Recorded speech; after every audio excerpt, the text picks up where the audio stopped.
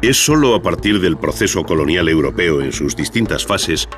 cuando la historia de los pueblos de África, América y Oceanía se vertebra y sincroniza con la del Viejo Mundo, al que por defecto se toma como parámetro cronológico.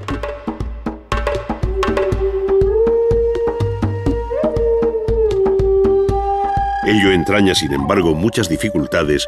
pues desde la concepción del mundo hasta la idea de arte o de estilo, si es que en algún caso se dan, todo es absolutamente diferente y solo se explica en claves propias. En otras palabras, no es trasladable el planteamiento de una historia sistemática del arte, al modo occidental, a otras áreas culturales que, como el África Negra y Oceanía antes de su descubrimiento, colonización y explotación por los europeos, no tuvieron escritura ni pasaron de un embrionario estadio neolítico, desconociendo la rueda y viviendo un régimen tribal de muy elemental estructura social.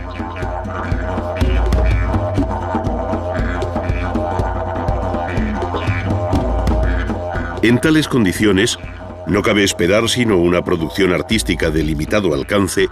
vinculada sobre todo a los mitos y creencias de índole religiosa que tienen relación con la naturaleza y el hombre. Probablemente la expresión más cumplida de esta realidad sea la máscara, pero la máscara viva, pues la que hoy forma parte de una colección que se exhibe pulcramente en la vitrina de un museo, es solo un objeto de curiosidad al que le falta la intención, el movimiento y la música que en otro momento la acompañaron. Carece en definitiva de lo que representa la vida misma, aunque se trate de una máscara funeraria. Solo la máscara en acción explicaría su significado, forma, tamaño y color. Análogos argumentos valdrían para explicar el rico mundo de máscaras, danzas, pinturas, tatuajes y adornos corporales de los pueblos de Oceanía,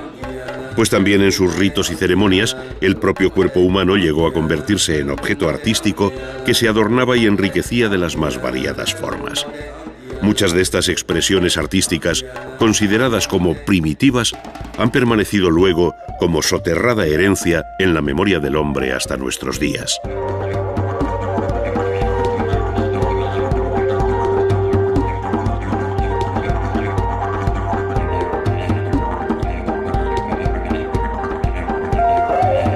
Aunque cualquier generalización resulta siempre arriesgada,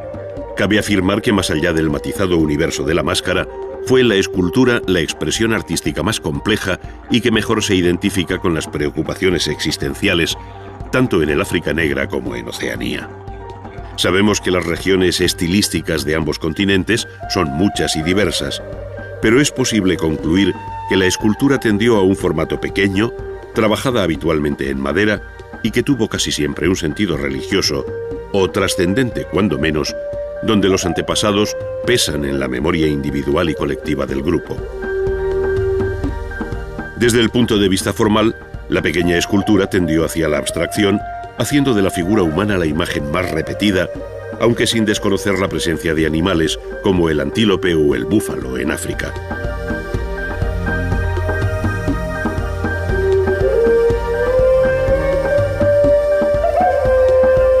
Un peculiar sistema de proporciones que no está basado tanto en la realidad vista como en el significado que encarnan determinadas partes del cuerpo, hacen de la estatuaria figuras de proporciones esbeltas, solas o en pareja, con grandes cabezas, donde los ojos cobran un protagonismo esencial, destacando igualmente por su tamaño otras partes del cuerpo, como los órganos genitales y el ombligo, todo ello dentro de una concepción primaria de la existencia humana integrada en la naturaleza.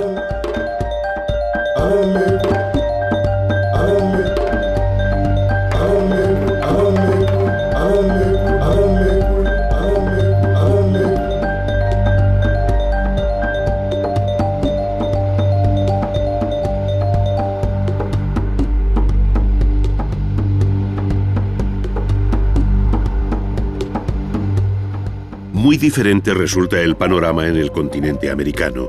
especialmente en el centro y sur, donde el dilatado horizonte artístico cuenta con ciudades bien trazadas, una monumental arquitectura, excelentes piezas escultóricas en piedra exentas o formando relieves, una desarrollada visión pictórica, además de un rico legado de las llamadas artes menores, donde la orfebrería alcanzó cotas verdaderamente sublimes.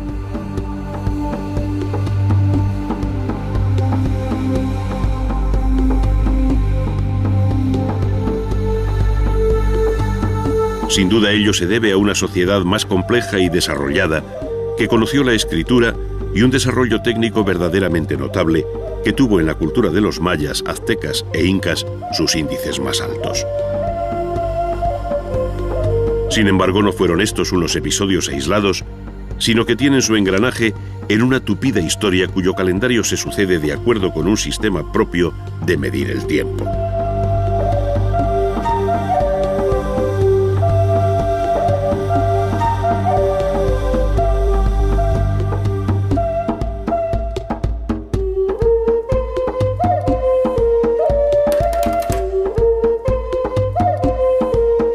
De todos modos, los historiadores de la compleja realidad cultural y artística de la América precolombina, en el deseo de coordinar las distintas historias particulares que se producen a la vez en los diferentes pueblos que habitan, por ejemplo, Centroamérica, han establecido un cuadro cronológico con referencia al calendario del Viejo Mundo,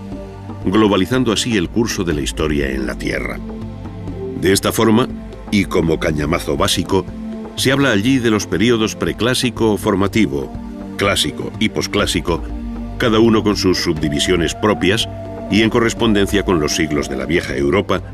que permiten mostrar en paralelo las coincidencias en el tiempo de los toltecas y mixtecas, por ejemplo, ya que no se trata de una historia lineal de sucesión de pueblos, sino de un tiempo compartido en el que se fueron solapando realidades culturales que tuvieron lugar en distintos puntos geográficos.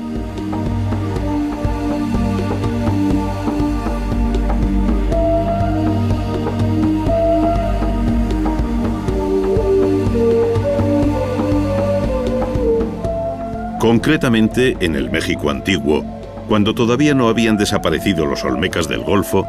ya habían florecido en la región de Oaxaca los zapotecas, con un primer calendario de 260 días en la ciudad de Monte Albán.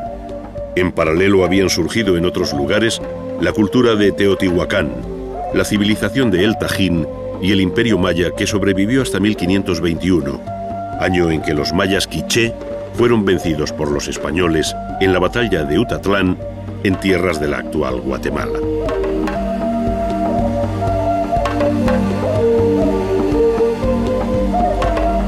Por aquellas mismas fechas caía el imperio azteca y Hernán Cortés se hacía con su capital, Tenochtitlán. Pocos años más tarde, Pizarro acometía la conquista del Perú,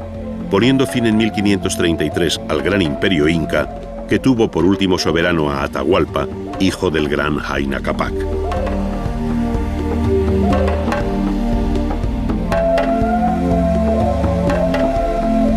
Terminaba así una larga y fructífera historia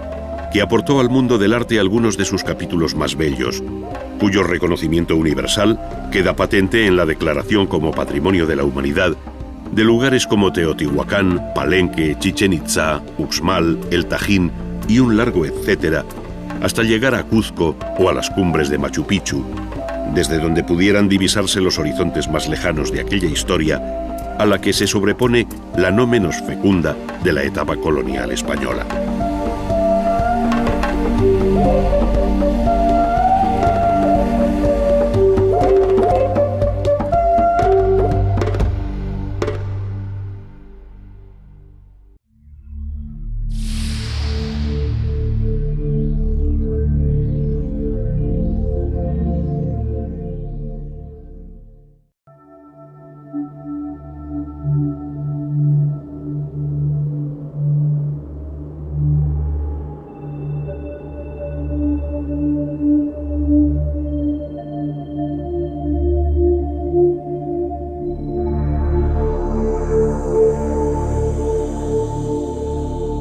A unos 50 kilómetros de Ciudad de México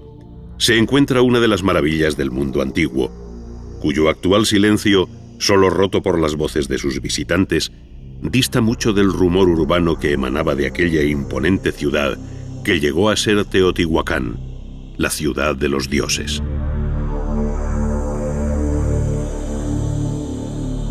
Situada sobre un amplio valle de la meseta central de México, a más de 2000 metros de altura, y bordeada por dos cadenas montañosas, cuenta con un río conocido hoy como de San Juan. La actual zona arqueológica en torno al centro ceremonial ocupa unas 200 hectáreas, pero en su momento de mayor expansión urbana, la ciudad debió alcanzar las 1.500 hectáreas, una de las mayores ciudades del continente americano antes de la llegada de los españoles. Su población se calcula en 150.000 habitantes. Pero no son estas cifras las que hacen excepcional a Teotihuacán, sino la madurez de su planteamiento urbano como ciudad planificada con claras funciones ceremoniales y administrativas, además de constituir un importante mercado. Junto a su monumental arquitectura religiosa y civil, Teotihuacán cuenta también con magníficos palacios y ordenados barrios de artesanos y agricultores, es decir, una verdadera ciudad en el sentido moderno del término. El conjunto de Teotihuacán está dominado tanto sobre el plano como en su realidad tridimensional por las pirámides de la Luna y el Sol, vinculadas ambas a la gran calle de los muertos. A esta verdadera espina dorsal de Teotihuacán se incorporan otros elementos tan singulares como la ciudadela o templo de Quetzalcóatl, la gran plaza llamada del Mercado, además de otras plazas y palacios como el de Quetzalpapalotl, pirámides menores y finalmente en segunda línea, la más modesta pero no por ello menos ordenada, Ciudad de los Vivos. La concepción monumental de las principales construcciones, como la Pirámide del Sol, que alcanza 60 metros de altura sobre una base de unos 200 metros de lado. La bella composición simétrica del conjunto dominado por la calle de los Muertos, de algo más de 2 kilómetros de larga por 45 metros de ancha, con la Pirámide de la Luna como fondo de perspectiva, y la belleza exquisita de los elementos escultóricos y pictóricos que dulcifican toda esta arquitectura de cortantes y escalonados volúmenes, hablan del altísimo grado alcanzado por la cultura de Teotihuacán, comparable en este plano a los conjuntos urbanos de mayas y aztecas, con los que sin duda hay nexos de unión.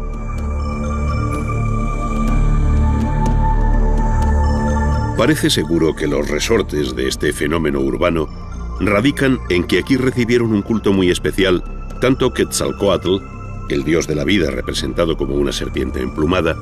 como Tlaloc, el dios de la lluvia, al que se figura como una máscara con varios círculos en los ojos, tal y como aparecen ambos en la pirámide de Quetzalcóatl.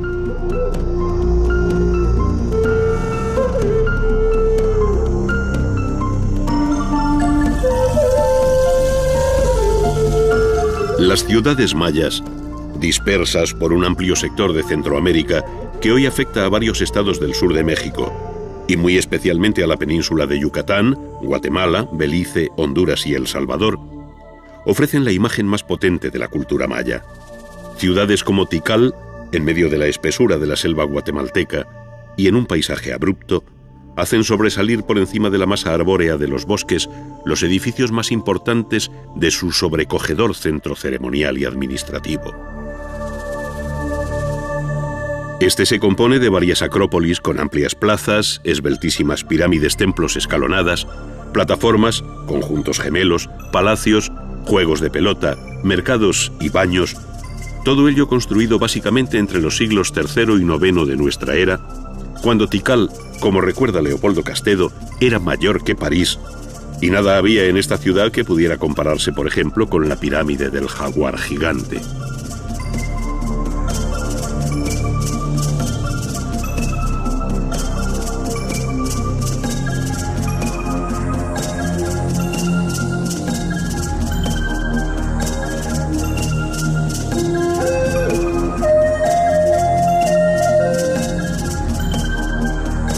Entre las grandes ciudades mayas destacan nombres como el de Palenque, en las estribaciones de la Sierra de Chiapas, con varias construcciones como la llamada del Palacio, sobre una terraza artificial y sótanos interiores, en el que sobresale una singular torre de vigilancia de varios pisos y las originales cubiertas en talud, que a modo de mansarda esconden pesadas bóvedas de piedra en su interior, muy características de la arquitectura maya. Con este procedimiento se cubren todos los templos de Palenque, como el del Conde, levantado también bajo Pakal, que reinó aquí entre el año 615 y 683 de nuestra era. Aquellas bóvedas, llamadas falsas, por su procedimiento constructivo a base de aproximación de hiladas,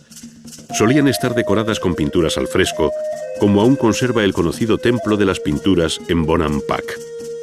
En ellas y en varios registros se recogen escenas ceremoniales y bélicas que permiten recuperar la vida que en otro momento se agitó en torno a estos solitarios edificios. Tanto la pintura interior como la que exteriormente matizaba en otro tiempo los relieves de los templos y palacios hacen más atractiva si cabe la arquitectura maya, que en casos como la ciudad de Uxmal, al norte del Yucatán, desarrolló grandes frisos recubriendo buena parte de las fachadas, entre ellas la del Palacio del Gobernador, datado entre los siglos VIII y IX de nuestra era. La civilización maya comenzó a extinguirse hacia el año 1000, viviendo desde entonces hasta la llegada de los españoles bajo el dominio de otros pueblos procedentes del centro y norte de México, como los toltecas. Mayas y toltecas dieron lugar a un brillante periodo artístico coincidente en el tiempo con lo que en el Viejo Mundo se denomina románico y primer arte gótico, que tiene como referencia principal la ciudad de Chichén Itzá hasta el año 1250, en que se abandona. De aquí emanan algunas de las imágenes más sorprendentes de la arquitectura precolombina, como la pirámide del castillo, con clara influencia de Teotihuacán, muy diferente al templo de los jaguares, que evidencia su origen maya.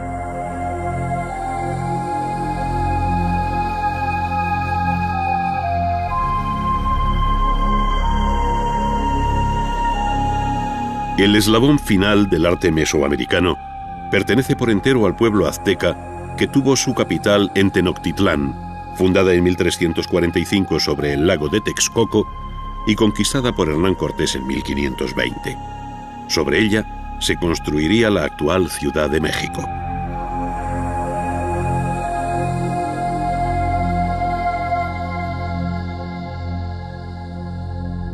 Para encontrar en América del Sur algo comparable en el terreno urbano y arquitectónico a lo visto en Mesoamérica,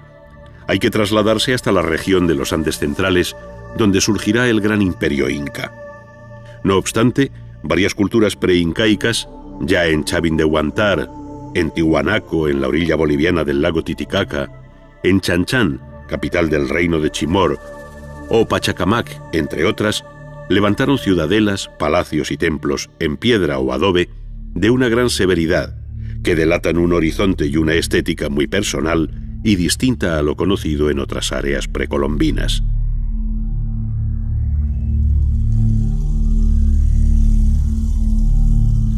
Sin embargo, fue con el imperio inca, o Tahuantinsuyo,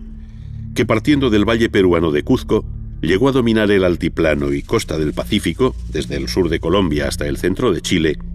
cuando se construyeron las obras más colosales con una técnica que todavía sorprende, entre otras cosas, por su perfección en el ajustado encaje de los elementos pétreos.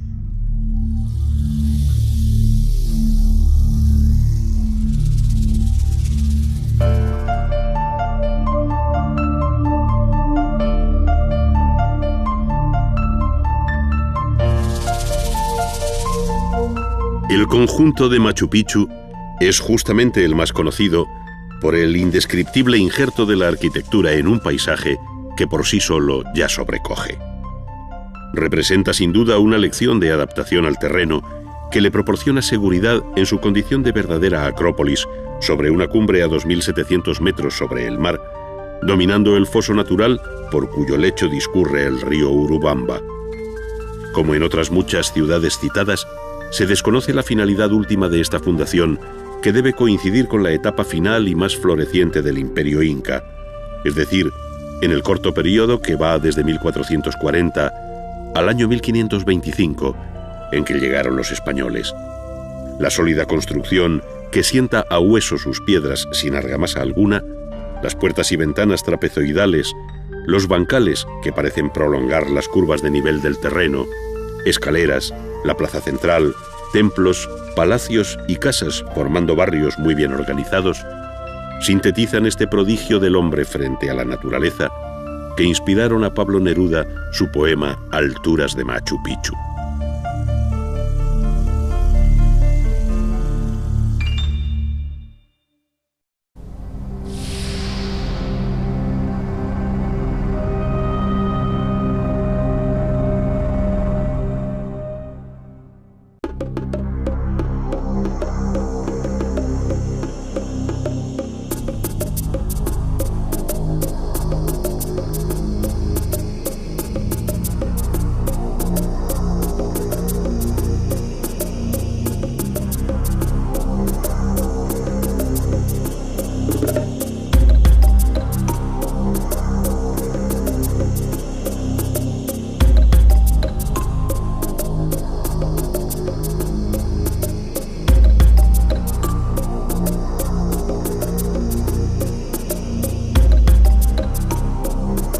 El arte del África Negra y Oceanía,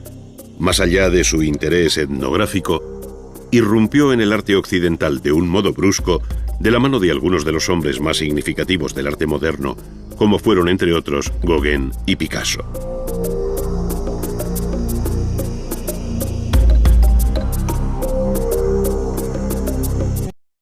No es trasladable el planteamiento de una historia sistemática del arte, al modo occidental, a otras áreas culturales que, como el África Negra y Oceanía antes de su descubrimiento, colonización y explotación por los europeos, no tuvieron escritura ni pasaron de un embrionario estadio neolítico, desconociendo la rueda y viviendo un régimen tribal de muy elemental estructura social.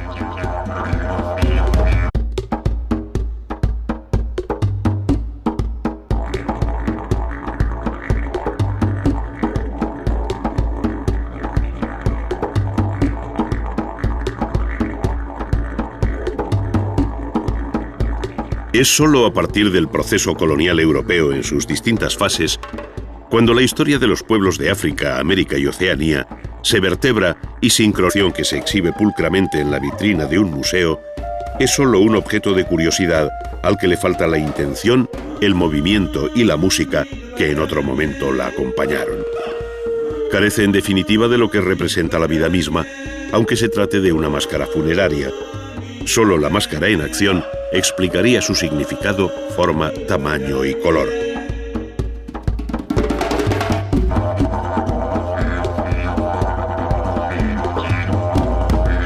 En tales condiciones, no cabe esperar sino una producción artística de limitado alcance, vinculada sobre todo a los mitos y creencias de índole religiosa que tienen relación con la naturaleza y el hombre. Probablemente la expresión más cumplida de esta realidad sea la máscara, pero la máscara viva, pues la que hoy forma parte de una colecniza con la del viejo mundo, al que por defecto se toma como parámetro cronológico.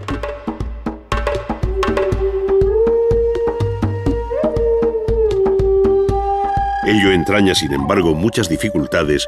pues desde la concepción del mundo hasta la idea de arte o de estilo, si es que en algún caso se dan, todo es absolutamente diferente y solo se explica en claves propias. En otras palabras,